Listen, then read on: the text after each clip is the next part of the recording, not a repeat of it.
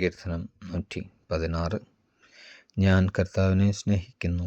എൻ്റെ പ്രാർത്ഥനയുടെ സ്വരം അവിടുന്ന് ശ്രവിച്ചു. അവിടുന്ന് എനിക്ക് ചെവി ചായ്ച്ചു തന്നു. ഞാൻ ജീവിതകാലം മുഴുവൻ അവിടുത്തെ വിളിച്ചപേക്ഷിക്കും. മരണക്കെണി എന്നെ വലയം ചെയ്തു. പാതാളപാശങ്ങൾ എന്നെ ചുറ്റി. ദുരിതവും തീവ്രവേദനയും എന്നെ ഗ്രസിക്കുന്നു. ഞാൻ കർത്താവിൻ്റെ നാമം വിളിച്ചപേക്ഷിച്ചു. കർത്താവെ, ഞാൻ യാചിക്കുന്നു, എൻ്റെ ജീവൻ രക്ഷിക്കണമേ. കർത്താവ് കരുണാമയനും നീതിമാനുമാണ്. നമ്മുടെ ദൈവം കൃപാലുവാണ്. എളിയവരെ കർത്താവ് പരിപാലിക്കുന്നു. ഞാൻ നിലം പറ്റിയപ്പോൾ അവിടുന്ന് എന്നെ രക്ഷിച്ചു. എൻ്റെ ആത്മാവേ, നീ ശാന്തിയിലേക്ക് മടങ്ങുക. കർത്താവ് നിൻ്റെ മേൽ അനുഗ്രഹം വർഷിച്ചിരിക്കുന്നു.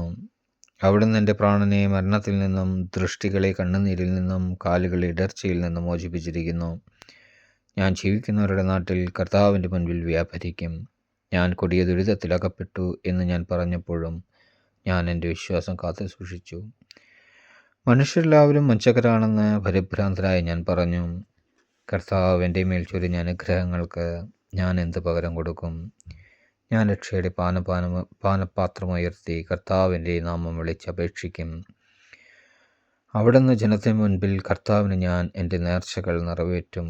തൻ്റെ വിശുദ്ധരുടെ മരണം കർത്താവിന് അമൂല്യമാണ്. കർത്താവേ, ഞാൻ അവിടുത്തെ ദാസനാണ്.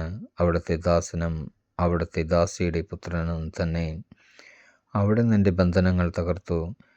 ഞാൻ അങ്ങേക്ക് കൃതജ്ഞതാ ബലിയർപ്പിക്കും. ഞാൻ കർത്താവിൻ്റെ നാമം വിളിച്ചപേക്ഷിക്കും.